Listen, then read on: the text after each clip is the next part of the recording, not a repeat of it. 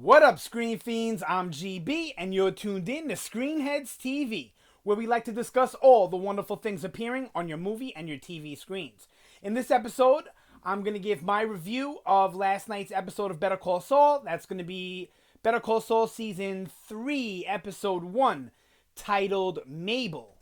Now, before I get into the meat of the episode, I just want to discuss the opening scene, which we get every season, black and white. It's present day Saul, not 5 years prior to Breaking Bad.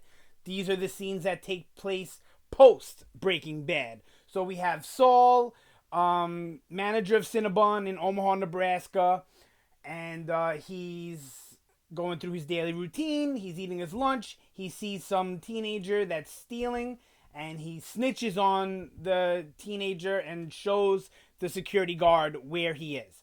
Then, all of a sudden, he, I guess, regrets what he did, and he tells the kid to keep his mouth shut and ask for a lawyer.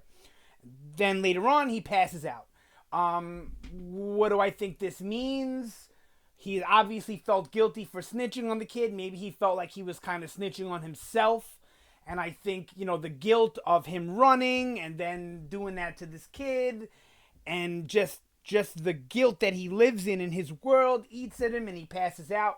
I mean, that's how I read into it. I'm sure as the season plays out, I'll keep reflecting on that sequence, and I'm sure my opinions of it will change and evolve as the season progresses, because as I said in my past reviews of season 1 and season 2, those scenes usually have a bigger meaning than just what's in the scene. It usually has to do with the theme of the whole season, of Jimmy's arc for the season.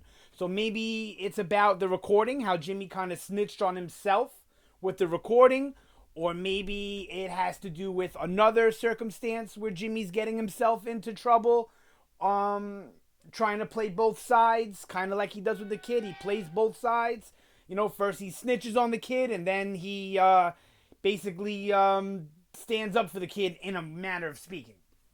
All right, so that's out of the way. Now, another great episode. I love this show so much. The writing and the acting is so on point. I know I'm going to be so redundant in saying that every single review, but I'm probably going to do it every single review. All right, so everyone's storyline in this episode picks up directly from where we left off in season 2. So we'll start with Saul. He's still at Chuck's house after being recorded and all that stuff. Jimmy does not know he was recorded. He knows he snitched on himself, but he doesn't realize that he did it on tape. Now, I was thinking this when I was watching season 2. There's not really much Chuck can do with the tape, because that type of stuff, like illegally recording somebody, isn't really, you can't use it in court. So it doesn't really hold up in a court of law. So I don't know exactly where Chuck is going to go with it. And we still don't know by the end of the episode, but we know he's going to go somewhere with it. All right, so we have Jimmy. He's still, thinking that Chuck is kind of on his side. He realizes that Chuck is still kind of an adversary in the way that Chuck kept him out of HHM. But it's his brother. He's all Jimmy has. And Chuck constantly reminds Jimmy that Chuck has been there for him his whole life. It's like this monkey on Jimmy's back, or this knife that keeps digging in his side. And Chuck knows what he's doing. That he keeps on mentioning these things on how Chuck did this for Jimmy. Chuck was the one that read Jimmy that book, not the mom. Chuck is the one that got Jimmy out of trouble. Chuck is the one that got Jimmy into HHM. So, Chuck is very cold and calculating with the way he plays Jimmy. And I love how in season 1, that's not apparent. And then in season 2, you start to see that. You start to see Chuck tugging on Jimmy's strings and playing him like a puppet. And now in this season, I think we're going to see much, much more of that before Jimmy comes to that realization, which I think he will in this season. So we get that, and then we get Jimmy and Kim. And again, how Kim is resistant to Jimmy's lifestyle and the way he chooses to do business. And she's also, if you notice, she's kind of pushing Jimmy away when it comes to business. She doesn't even want Jimmy in the room when she's talking to that elderly woman and her daughter.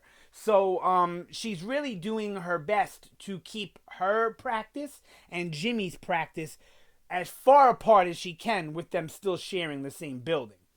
And then we get Jimmy and the military guy from season 2, which I really liked how they brought him back. It was one of the cons Jimmy was running on trying to get, his practice up in advertising and all that stuff with the old man and the military base. So this guy comes back at Jimmy, telling him he's going to get him in trouble for fraud and all this. And then Jimmy, for the first time, kind of steps up like Saul. We see Saul in Jimmy in this moment, where he's telling the guy, you're not going to do that. I'll go to this guy, I'll go to that guy, and I'll flip it all up on you. And, you'll be the one that's in hot water, not me.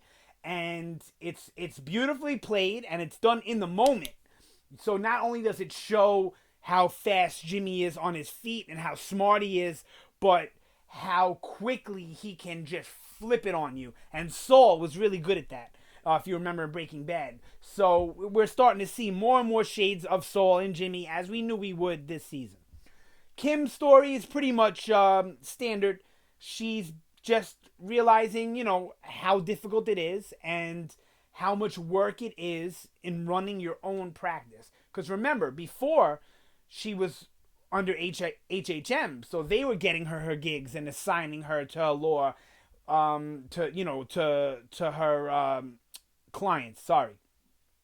And they were the ones doing all the heavy leg work, It was a huge law firm. So the lawyers at these huge law firms really just do the focus on the case itself, and they don't have to do all the research and legwork. Whereas now, as she's running her own practice, all that stuff is on her, and I think this is all starting to weigh on Kim. A little bit, not weigh on her yet. It will this season, I'm sure, but it's starting to come into light that this isn't as easy as she maybe thought it would be, or as easy as it sounded when Jimmy sold her on the idea. Because remember, Jimmy sure is a Svengali, as Chuck calls him. He really is a great salesman, right? All right, so then we have Kim. Then we have Chuck and Howard. We're gonna tie together. Now, when Chuck plays Howard the tape, Howard looks so angry. Once again, great acting. I don't know that actor's name. I'm going to have to look into that. I keep forgetting to look it up. I want to look it up because he's such a good actor. All of them are. But he has this look of contempt on his face. Now, I'm not sure if that look is because he's angry at what Jimmy did, or he's angry at how Chuck is taking this personal and basically creating all this chaos and all these problems over a personal issue and not business, which I'm sure Howard is not okay with. Now, I thought going into this season that Howard was kind of going to teeter on the good guy, bad guy fence, and maybe he still will, but after that look, if that look was about him being mad at what Jimmy did to screw up the case, which it very well may be, because, Mesa Verde was a big case for them. It was a big deal. So I think that if that's the case, that he's angry about that, Chuck is going to go, Howard is going to go full on villain this season. But maybe we'll get a situation where Chuck is playing everybody, and Chuck is going to start playing Howard, playing Kim, playing Jimmy, all for his own revenge scheme to get back at Jimmy for making him look like a fool. I really think that's where it's going, and I think his hatred for Jimmy goes so much deeper than that. We see in the scenes in season 2 with the mom and dad that they favored Jimmy to Chuck, and Chuck was the good one. Jimmy was the screw up, but he was the favorite, and even Chuck's wife seemed to favor Jimmy, laughed at his jokes but not Chuck's. And I think that's all a culmination of why Chuck keeps Jimmy under his boot the way he does, because Jimmy's always been the favorite and Chuck wasn't. In every facet of their life, I think that was the case, and we'll probably find more of that out this season. So yeah, we get that. That's pretty much it for Chuck and Howard for this episode, and then we move on to Mike. Always great stuff. So Mike, thinking he's going crazy, he's trying to figure out where the note came from and how they knew where he was. He knows there's a tracking device in his car, but he can't find it the whole episode. That's where Mike's episode is him taking apart his car, trying to prove to himself that he's not crazy, that his car is bugged. And he finally finds the bug, and of all places, inside of the cap on the gas tank, which is a crazy good hiding spot for a bug, right? So Mike finds it, and he flips the script, turns the coin, just like Jimmy does to the soldier, flips it. And I don't know what that thing was, that tracker that Mike had. I don't know if it was picking up that guy's cell phone signal or what, but somehow Mike flipped it up, and now he's tracking the guy who is tracking him. Now, we all know it's Gus tracking Mike, right? If you didn't know that, sorry if I spoiled it for you. It's definitely Gus. And no, I don't have spoilers, but Gus was all in the marketing for season 3. Plus, the note don't just sounds like something Gus would do. Plus, on top of that, Mike is going up against the cartel who Gus has beef with, so I can see, all of that tying together. Yep, so that's pretty much it for the episode. Not that much happened, but a lot happened. This was probably, out of all 3 of the season premieres, this was probably the most exciting premiere out of all of them, and I'm sure that the rest of the season is going to get ramped up. I know Vince Gilligan said, he's the creator of the show, Breaking Bad also, said that this season, there was a point where he got to a certain episode this season, I think he said right around 6 or 7, and he said, wow, I'm really doing the whatever number episode it would have been of Breaking Bad, the 67th episode of Breaking Bad. So that has me excited that this one is going to be the most Breaking Bad of all the seasons. Not that the show needs to be Breaking Bad, but it's good to get that vibe and that criminal element and that violence back into this world. And he also said that the second episode, we would be getting a really good cameo that would make Breaking Bad fans incredibly happy. So I'm really excited for that. I'm going to do a prediction video after this for what I think is going to happen next episode. That's pretty much it. Standard episode, nothing absolutely fantastic. I'm going to rate this episode at, a 3.5 maybe, just for the episode. Because, it was slow, as this show is, but everything else was on point. I like to give this show a 4 or 5 because the quality is so good.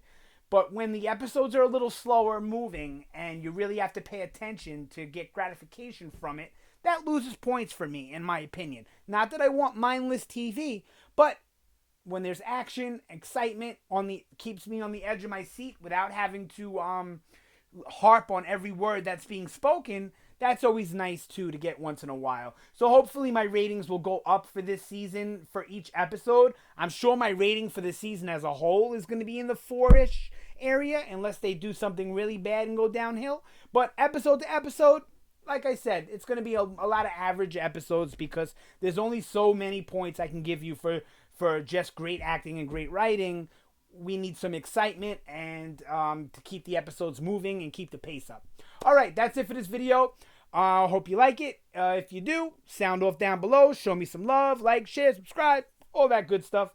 Yep, that's pretty much it for the episode. You guys have a great day. And like I said, I'm going to follow this one up with a predictions video for episode 2. So definitely check back in on that one. Also, you guys have a great day again for the 18th time. Thanks again for watching the video. That's it for this one. I mean it this time. You guys have a great day, and I will see you next time.